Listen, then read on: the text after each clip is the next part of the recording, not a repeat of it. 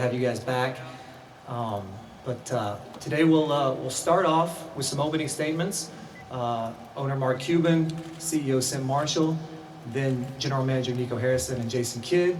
After that, we'll go to questions. Renee and Alan are on the sides. They've got some roving mics, so flag them down if you have a question. If you do have a question, we ask that you stand and introduce yourself and your outlet for the benefit of Nico and Jason. And with that, we'll get started with Mark. Thanks. Thanks, Scooter. First, welcome everybody. This is an exciting moment in Dallas Mavericks history, a new chapter in Dallas Mavericks history. The first time I've hired a general manager, one of the few times I've hired a coach, and so it's an exciting time, and I think this is really going to be a great start to a new chapter. First, I want to thank the Brain Trust who helped us get here. Dirk, DK, Don Kalkstein, Casey Smith, Michael Finley, Keith Grant. They all were instrumental in helping me get through this process, interview, set up everything, because as I said, it was my first time through it. But, you know, I can't say, there aren't enough words to say how excited I am and what the future of the Mavs is going to look like. So with that, I won't talk too long. I'll turn it over to our CEO, Ms. Sim Marshall. Thanks, boss.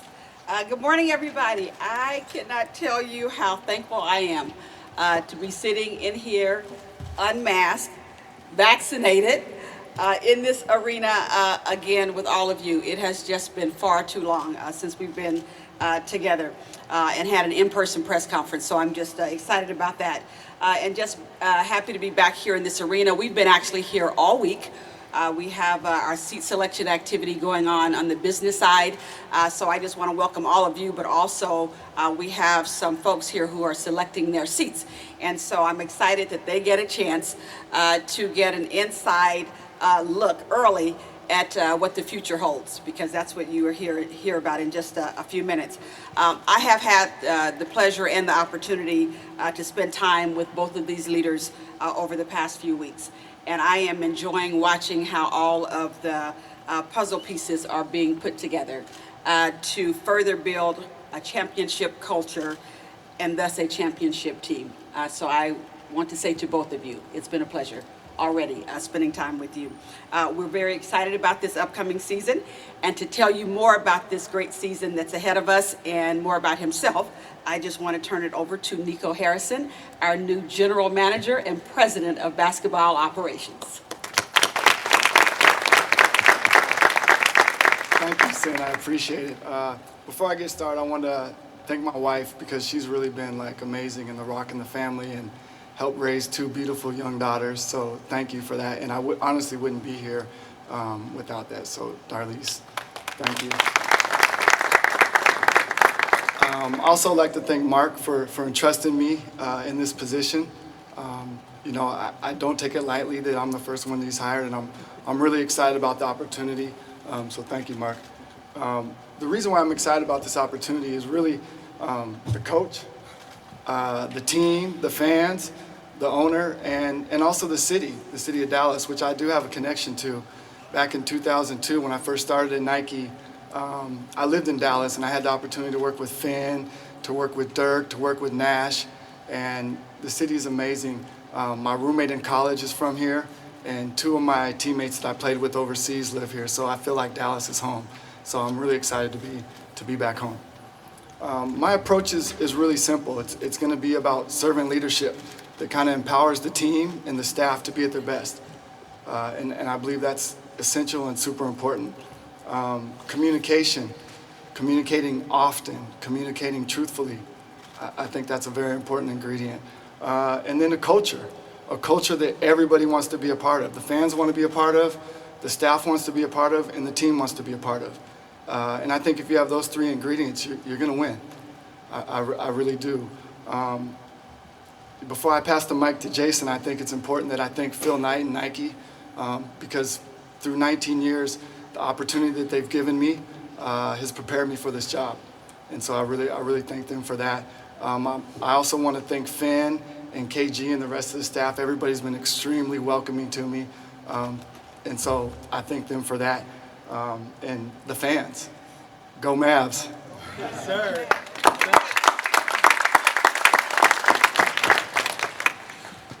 Well, I guess this is Hello Dallas for the third time. It's been an incredible journey. I would like to start before we talk about, thanking Mark, Sint, Nico, Keith Grant, Finley, and Dirk for this great opportunity to be the head coach of the Dallas Mavericks.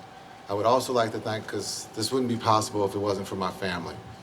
My beautiful wife, Portia, and our 3 kids, Chance, Noah, and Cooper.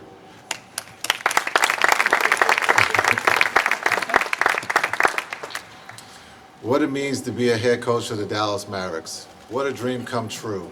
What an incredible journey.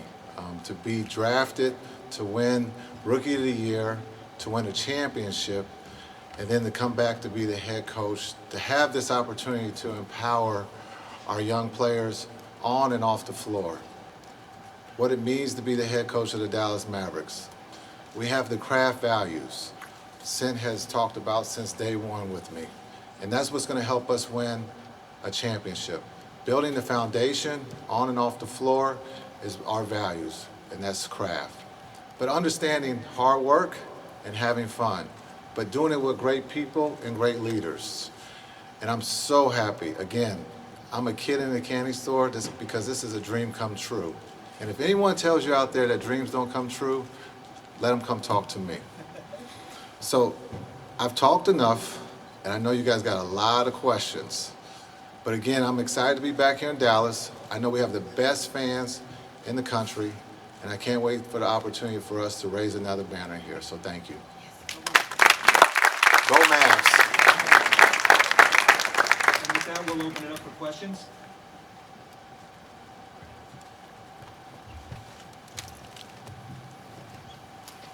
Brad Townsend, Dallas Morning News.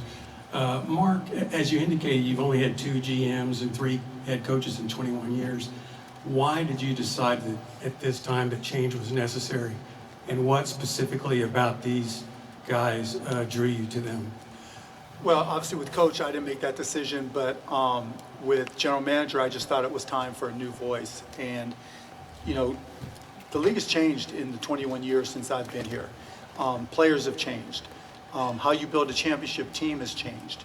And sometimes you just have to look to have a different tool set. And I just thought that between Jay Kidd and, again, with a lot of feedback from our brain trust, he was a voice that could lead our players and, create a culture on the court and off the court that really motivated them to perform. And with Nico, I don't think it's hard to realize the success he's had at Nike, and unless you really dig in and look at his background. To go from, just being a baller, to at Montana State, to taking basically a low-level position and working his way up over 19 years. Talk about a commitment, and not just being there, but the levels of success he's had, not only for himself, but the way he's empowered people around him to have success. He demonstrated a long history of putting people in a position to succeed and then enabling them to succeed. And that's a unique skill set that's hard to find. And I think that requires not only being a great communicator, not only being a great evaluator of talent, not only being a great evaluator of people, but also being a great enabler of success. And so that's why when Nico's name came up, it was like, oh my God, because I'd known Nico a little tangentially and a little bit and just chatting because he was always around. But then when in doing the homework, it was a no-brainer. So I felt very fortunate when he said yes.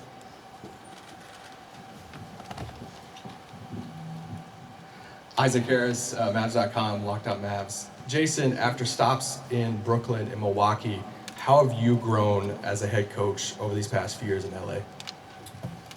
Good morning, Isaac. Well, I didn't get a chance to thank the Lakers. Understanding Jeannie Buss, Rob Pelinka, Kurt, and Linda Rambis for giving me that opportunity. But when I got the job under Frank, it was an incredible thing because I didn't know that I was going to be dealing with not just a great coach, but a great human being. And so what I got to learn for the last 2 years is something that I didn't know when I started in Brooklyn. And so for me to be able to call Frank and tell him if he's watching the Dallas Mavs, does he see anything that I've taken?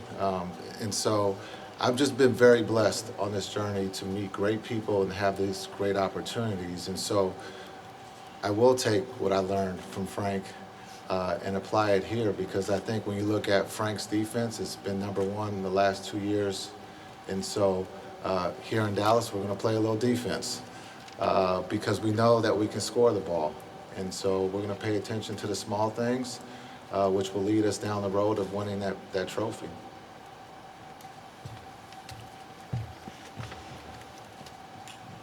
Hey, Tim Cato with The Athletic. Nico, my understanding is that you had been approached by teams before. What about this opportunity, when it became available, made sense for you to transfer over from Nike to the NBA now? And what do you feel like from Nike is immediately transferable to your new role here with an NBA team? Sure. Great question. Honestly, I have been approached by several teams, but, Nike, I was an executive there and I had a dream job. So for me to leave a dream job to go to another dream job, everything has to check the boxes. So you got to think of the city, the coach, the fans, everything, the owner, and it checked all the boxes. And so Mark and I spent time talking and our values aligned, and so it was actually a no-brainer.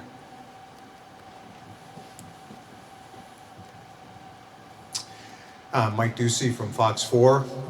Jason, you talk about the benefit of your time with the Lakers.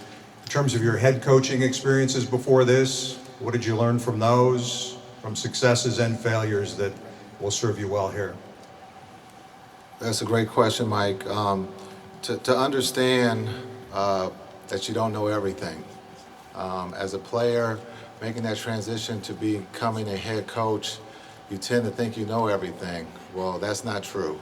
And so just understanding there's smarter people around me to take that advice, that communication, being able to develop. We have a young team. I know we can talk about Luke, and I know those questions will come, but he's only 22. And so we still have a long ways to go to be that perfect player. And so just understanding my time in Milwaukee and Brooklyn, but my time around stars, in LA, being able to share that journey and that experience with my players, it will be helpful, because we all understand we're not going to go undefeated. There's going to be times that gets testy, and then how do we respond when things get hard? Chris Henderson, chendo.com and mosportstalk.com. All right, Nico, so I got to ask you, being a Nike guy, you had an opportunity to work with Kobe Bryant, even some of the top guys at Nike, and then also guys outside of Nike, Damian Lillard as well, the relationships. Can you talk about the importance of that with your new position and everything, and how that could really benefit the situation with Dallas and everything? Yeah, I think my relationships extend even broader than that. 19 years in basketball, I have relationships that go across the industry, from grassroots to college to professional. So, people tend to think about the big-time pros and all that. And yeah, that was a part of what I did, but really my relationships are broader than that, and I think it's going to serve me well in this position. Mike Leslie from WFA. For both Nico and Jason, I'm curious both of your perspectives on this. You mentioned Luka Doncic obviously is the linchpin to everything here in Dallas. What do you like about what he does? What do you think is maybe his biggest weakness? And then what do you think needs to pair with him to take this team to the next level? What are you looking for in that second person? My answer is real short. I love everything. But it's not a negative. He's only 22 years old. And so for the leadership group that's up here, it's our job to help, share our experiences in life that can help him be a better player, but also a better person. And so I don't know if that's a negative, but I think just the age, because he can do everything else at a very high level. And so my job is to give him the answers to the test, and his job is to execute that on the floor. And so he does that at a very high level, not just with the Mavs, but with also his national team. And so I think we're all excited to have this opportunity to be around him. Yeah, and I'll add, it's tough to nitpick with with an All NBA player. So the best thing you can do is surround him by a Hall of Fame coach that played his position, and let those two vibe off each other. And I think that's going to help him tremendously. How about the number 2 guy? What are you looking for in that other piece? Yeah, just to pair with him. Well, right now, you look at KP, again, this is a positive summer for him. He's healthy, right? This isn't a time where he's coming off an injury. I think he's really excited about this opportunity. I think he's a perfect fit for Luka. Again, he has a skill set that a lot of people don't have in our league. And so as a coach, I'm very excited to be able to work with him.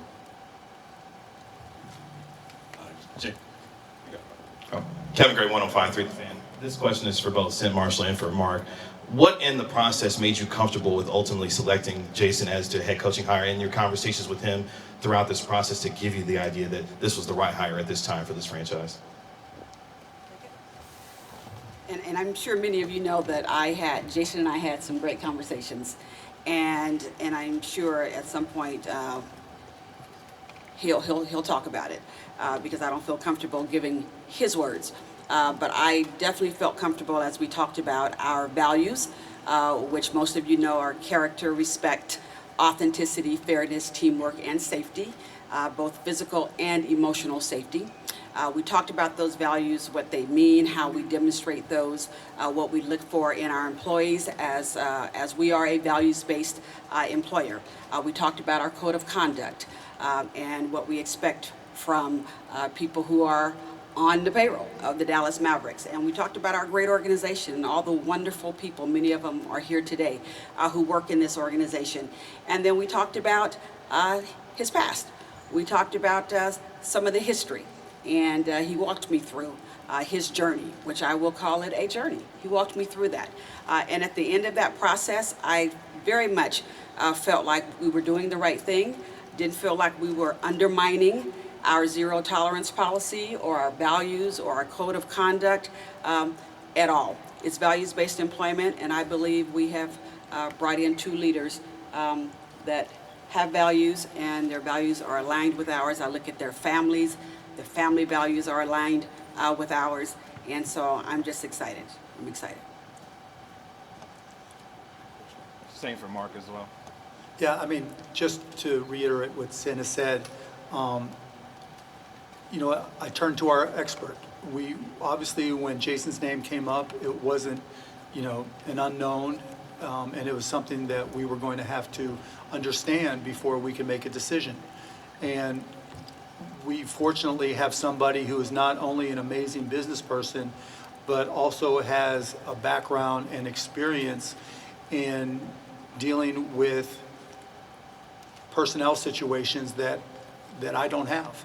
And so I turned to the person that really is one of the rocks of this organization. Again, not only dealing with people and defining the culture, but also taking people that have passed and making them stronger, helping them understand how they can be better. And we went through this process to know that, and it's not just with our head coach and Jason, but everybody that we bring in. We have a process that we go through that enables us to make a determination whether or not they can be part of the culture that we're defining. And beyond that, once you're in, there's still an ongoing set of responsibilities that you have to uphold. There's training, there are reviews, there are, again, ongoing processes that Sin has in place and has put in place that make sure that once you get here, you're able to uphold the values of the Dallas Mavericks. And so it was a process, and fortunately, it's something we already had in place. This is not something that we just had to create for a unique set of circumstances. This is who we are. This is how we integrate people. This is how we evaluate people on an ongoing basis. This is how we define and retain and support and grow our culture to make it better on an ongoing basis. And so having all these things allowed us to put Jason and Nico and everybody that we hire through this process. Desmond Purnell, CBS 11. This question's for Jason. Welcome back, first and foremost, Jason. Good to see you. Thank you. First and foremost, have you had any conversations with Luka, and if so, how have those conversations gone? And secondly, you talked about all the great things that Luka does. What more would you like to see in his progression moving forward? To answer your first question, yes, we've talked by phone, but there's also a new way to conversate, and that's by text for the younger generation that are, as us older guys or older people are trying to figure out. But no, I've talked to Luka. It was a great conversation. He's excited. Again, he's focused on his national team, and what he did was incredible. So to answer your second question, I have to wait until I can look under the hood. I've been I've been on the back row right now watching it on TV, and so I want to be able to touch the car. And the more I can spend time with him, then I can answer that question. But from afar, it's a beautiful thing to watch. It's poetry in motion. If you look back at when Dirk started, he's probably a little bit more advanced than what Dirk can do at 21, 22 years old. But Dirk did finish as a Hall of Famer, and I think Luka has that same aspirations, to be a Hall of Famer at the end of the day. Dwayne Price, Mavs.com. Jason, when you first got here in 1994, I remember fans saying they couldn't wait to come to the game because they were going to see something that you did they'd never seen before. Fast forward over 20 years later, they're saying the same thing about Luka. How much of yourself do you see in Luka? Great question, Dwayne. In '94, there was no HD, so the things they saw were probably amazing because they didn't get to see them. Today we have 10K, 12K, so everything is clear. But Luka is special. Again, we talk about his age at 22 years old, and he's been a pro for a while. But we can always get better, and I think his appetite is big. And I've been around stars like that in Milwaukee, in LA, also in Brooklyn. But it's just now that you can see things clearer, his imagination is at the highest level, which is a great thing to be a part of. My imagination, again, because things were grainy and they weren't clear, I tried a lot of things, and I know I drove my coaches crazy, but I think he still has that, that flair, that ability to try something. I won't get mad because I've been in those shoes. So just to understand, my job is to help give him the answers so he can have success and take a lot of that pressure off of him. Callie Kaplan with the Dallas Morning News. Jason, Sint alluded to the conversation that you all had during the hiring process, so I'm curious what you took away from that and how you think you've progressed or what you've learned from the journey that she mentioned. The conversation with Sint was special. Some conversations are private, so I'm not going to tell you everything, but the journey, that I've been on has not always been perfect, but we learn from our mistakes, understanding God is great, and that, giving the opportunity to prove yourself, right, to learn from your mistakes, to have the opportunity to talk about it. So, when you talk about the Mavs and the tools that they have here, they have Don Coxstein. Mental health is a big thing, and not just here with the Mavs, but throughout our country, throughout our world.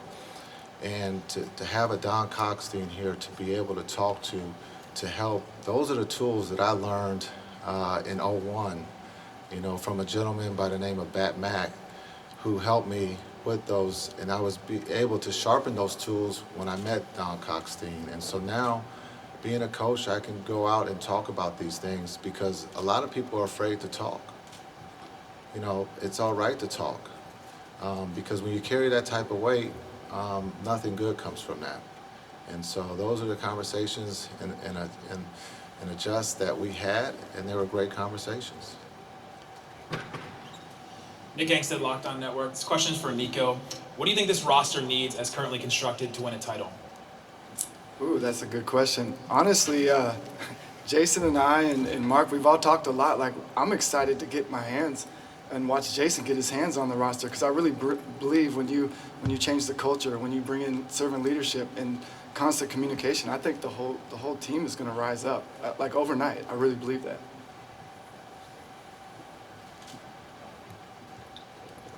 Mike Fisher, 105.3 The Fan and DallasBasketball.com. First of all, to Jason, when you talk about the privacy of your journey, how important at the same time do you think it is to share and be clear about it, and maybe even use it as a teaching tool?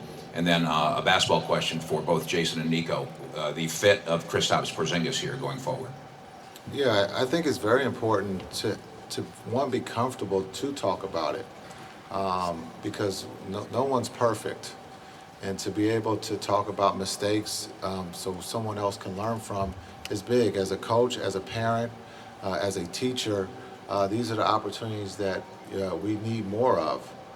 Because if we shy away from it, it doesn't help the situation. And so I'm one not to shy away from the situation. I'm here to help as a basketball coach, as a father, and also as a teammate. And so I'm excited about this opportunity to be able to do that. To answer that second question, I said it earlier, I think we're excited about KP being healthy. I think he's excited, he's ready to work, and I think you're going to see a different KP. Yeah, and honestly, I don't think I can add much more than what Jason said. I think he said it perfectly. Yeah, I would like to add something on KP. I think he's been unfairly maligned.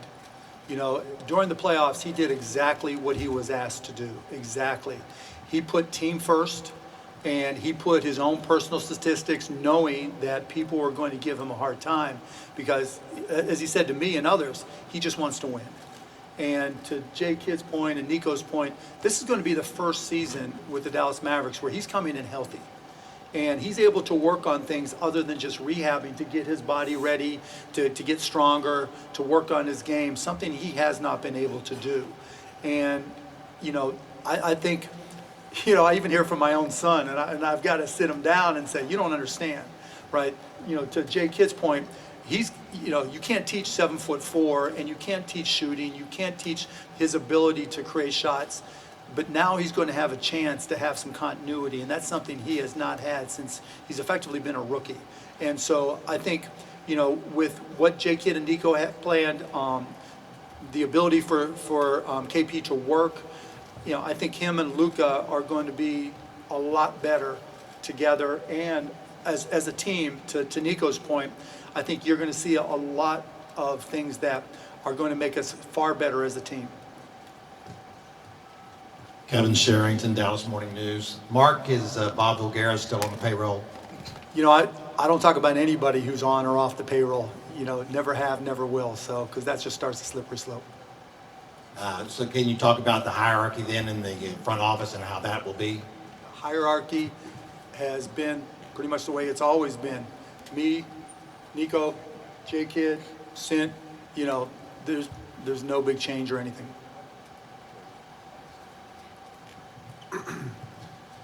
Tim McMahon, ESPN. Jason, when you look at Luka, do you think you need to take a little bit off of his plate?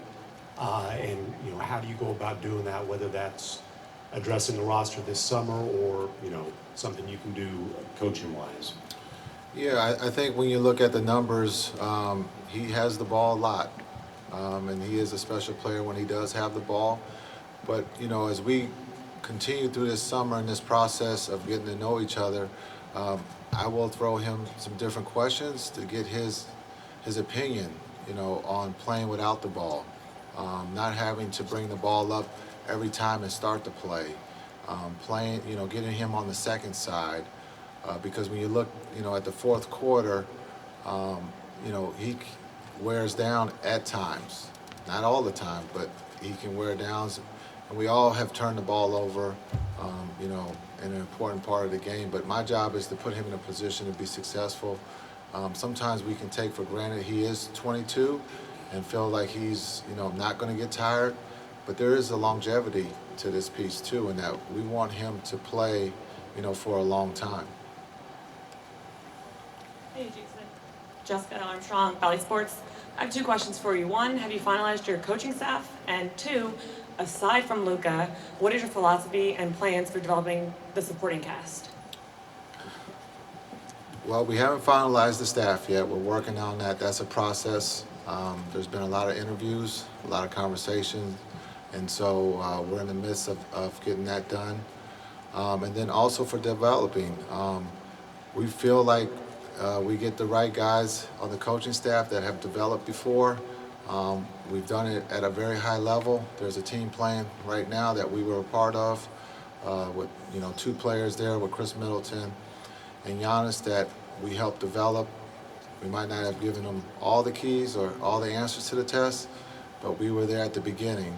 And so we feel that with a little hard work and some fun, that we can get a Josh Green to the next level. And so that's why we're here. We're here to help develop. Again, we're going to develop Luka. He's only 22 years old, so he's part of that young group, and so it'll be fun. But again, everybody has to do their part, and it starts with hard work. Stephen Stevenson, Fort Worth Star-Telegram. Mark, for the sake of clarification, how would you characterize your position with basketball operations? Does Nico make the final call on things? Or? No, I always do because it's a lot of money. So it always comes down to money at some point. But yeah, it's a team effort. But one thing I will say is we didn't have a lot of structure before, and one of the values and one of the skill sets that Nico brings is putting together an organization that has defined roles so everybody knows what they're supposed to do and succeed in them. But I do understand that you can't give somebody a responsibility without also giving them authority. And so, but at the end of the day, the reality is when you're making commitments for 50, 100, $200 million, the person who writes the checks has got to be the one who signs off. You're okay with that, right, Nico? Makes sense to me. Hi, it's Dorothy Gentry with iMessenger Media. Coach, who inspired you as a young athlete, and how will you use that inspiration as Mavs coach? Oh, great question. Magic Johnson was my idol as a kid, playing on the playground, throwing the ball off the house, trying to throw those passes, smile like Magic. Unfortunately, I stopped growing, but he was my idol, and the things that he has done, just not on the court, but off the court, the impact that he has is still my idol today. The things that he's gone through to fight, and so to be able to share those stories with my young players, not just Magic. There's quite a few players, Gary Payton, John Stockton, when you talk about the greatest of all point guards, to be able to call them and have them come in and talk to Luka and talk to the team about what it means to be great. And so those are, hopefully I answered your question, but when you talk about a sports figure, Magic Johnson is right there at the top. Brad Townsend, Dallas Morning News. Jason, not naming names, but some of us are old enough to remember your dad being around the franchise a lot in the 90s, always wearing that Mavs jacket. We still got it. Okay. I wonder what kind of things have been going through your mind. Are you having flashbacks to 94, 08, 11? What's going through your mind right now? That's a great question, Brad. My dad was a big part of my life, not just being a father, but he was like a teammate. He traveled.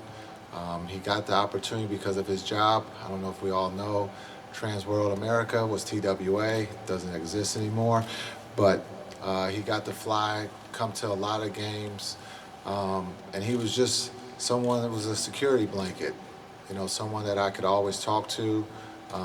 He was critical of my games. But if you got to know my dad, he would talk to anybody. It didn't matter if you were the owner of the team or if you were someone that was going to, be a janitor. He loved to talk and laugh. And so for him looking down to see where I got drafted and today to see where I am as a head coach, I know he's smiling. Hey, Tim Cato with The Athletic again. I have 2%. First, did you see any need to independently investigate events from Jason's past during this hiring process? I did it myself when I spoke with him.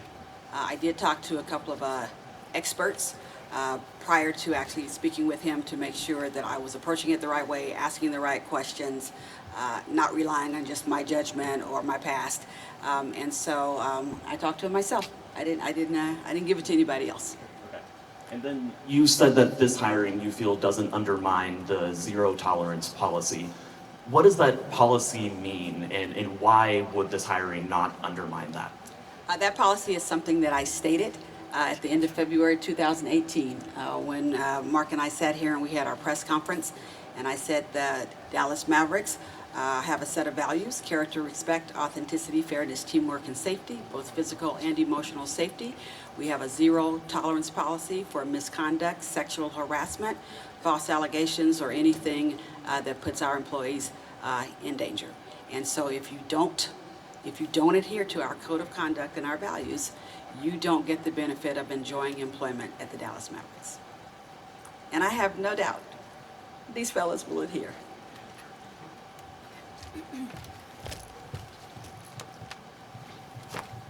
Hi there, Maria Guerrero with NBC5. I have two questions for you. Ms. Sint, you guys have been you say y'all are being very transparent about this, so let's have this conversation with our fans out there. Ms. Sint, what would you tell a woman suffering domestic violence right now, women who are perhaps heartbroken about this decision?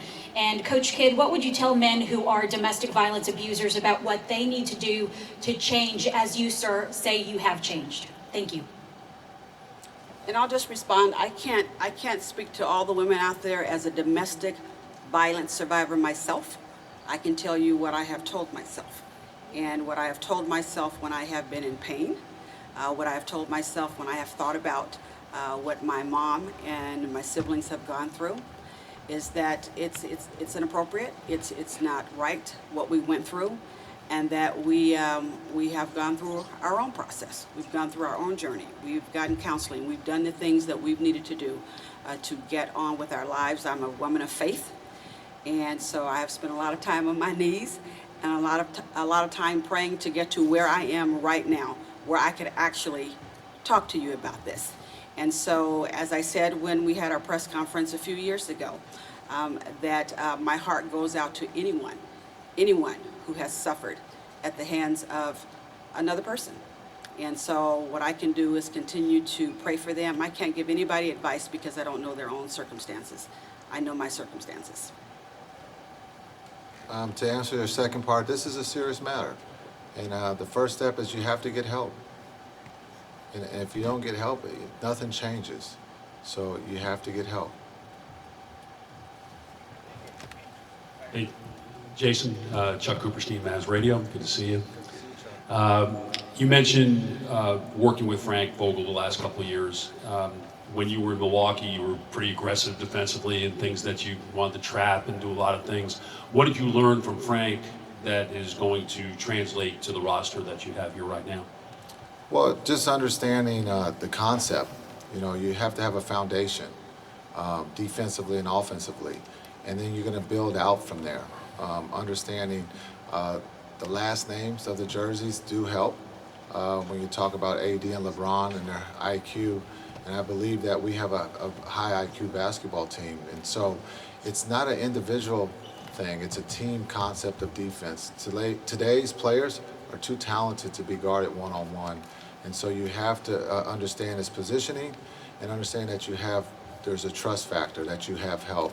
And so from day one, that's what we will preach. And you'll see us out here playing hard, but you're going to see us play defense and that we're going to trust one another. Back here, Pedro Silva, KUVN Univision Dallas. This question is either for Jason or Mark. Is there any possibility of JJ Barea rejoining the organization, and have there been any talks about him joining the coaching staff? The conversations I've had with JJ have not been related to coaching. That's up to these guys to decide. But I've told JJ he's got a job anytime he wants one. Now, what that job is, he's got to convince these guys, whether it's coach or whether it's scouting or whether it's just being out in community relations, like we have Rolando and some of our other great Mavericks legacies. To echo what Mark just said, we're in the process, right? And and we've talked to JJ, so we will work to see if that's feasible this season. But we do have a plan for past Mavs who do want to get into coaching. We are inviting them to Summer League, into training camp, to see if they really want to coach. There's one thing to say I want to coach, but then do you really want to coach? Because it's not easy. There's a lot of work, there's long hours that are put in, and so that's something that we want to set up as a program this summer at Summer League, is to invite Tyson Chandler, JJ to Summer League to participate, to see if they really want to do it. Okay, in the interest of time, we'll do a couple more, guys. Good morning. I am Valencia King with Real Talk Sports. Thank you for your time. My question is for you, Jason. I'm sure that you've spoken with your rookies thus far about what you may want them to work on during their first professional offseason. But overall, what advice have you given them about making the most since it is their first professional offseason? Yeah, I think this is kind of a special situation, right? It's a wraparound season. It's a short summer. This is going to be a quick turn, and so for our young guys, one, we got to see what we have, right? We got to play them. They're going to play a lot this summer in Summer League, but they've already been in the gym working, understanding that we have some great young men, and we want to give them the opportunity. And then also, we got to help them. And so spending a lot of time in the gym, and just, again, seeing what we have under the hood. This summer, again, Josh Green won't be playing with us due to he's playing great for the national team, for Australia's national team. But there are some that we have to see play to make that decision. But we're going to all be in the gym working. And so if you ever want to come by and see, these young men will be there working. Last question for Raphael. All right, this question is for Nico. First of all, I'm Raphael Barlow with NBA Draft Junkies and Locked On NBA Draft. I know you're new to the job, and the Mavs currently don't have a pick, but have you had a chance to evaluate this draft class? Raphael, I've evaluated the last 19 draft classes, so yeah, yes, I have. Okay, with that, we'll wrap up. We'll do some pictures up on stage, but I speak for the entire organization. I think when we thank you for your continued coverage of the Mavs through the bubble season, through a complicated 2020-21 season, and we look forward to seeing you back here soon. Thanks, guys.